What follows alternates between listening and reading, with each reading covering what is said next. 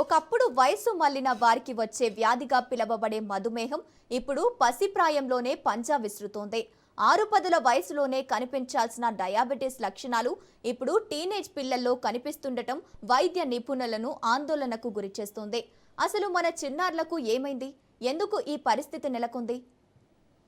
నగరంలోని స్కూళ్లకు వెళ్లే విద్యార్థులపై జరిగిన అధ్యయనాలు షాకింగ్ నిజాలు బయటపెడుతున్నాయి. హైదరాబాద్లో దాదాపు 16% మంది విద్యార్థులు ఊబకాయంతో బాధపడుతున్నారని గణాంకాలు చెబుతున్నాయి. కేవలం ఊబకాయమే కాదు, తెలంగాణలో 10 నుంచి 19 ఏళ్లలోపు పిల్లల్లో 1.1% మంది ఇప్పటికే మధుమేహం బారిన పడ్డారు. ఇది చాలదన్నట్టు మరో 10% మంది పిల్లలు ప్రీ డయాబెటిస్ స్థితిలో ఉన్నారు.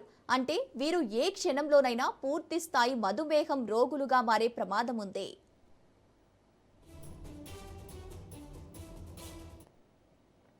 ఈ పరిస్థితికి ప్రధాన కారణం మారుతున్న మన జీవన శైలే.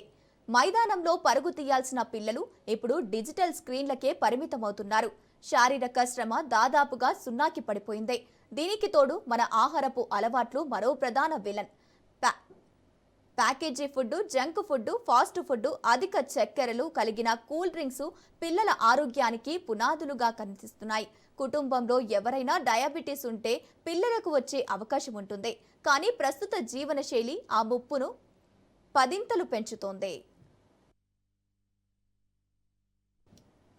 వ్యాధి వచ్చాక చికిత్స చేయడం కంటే రాకముందే అప్రమత్తం కావడం ఉత్తమం. మీ పిల్లలు అధిక బరువు పెరుగుతున్నారంటే అది కేవలం ఎదుగుదల కాదు, భవిష్యత్తులో రాబోయే అనారోగ్యానికి సంకేతం.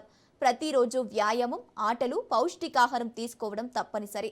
తల్లిదండ్రులు ఇప్పటికైనా మేల్కొని పిల్లల ఆహారపు అలవాట్లపై నిఘా పెట్టాలి. లేకపోతే భావి భారత పౌరులు మధుమేహం భారతీయులుగా మారే ప్రమాదం ఉందని వైద్యులు తీవ్రంగా హెచ్చరిస్తున్నారు.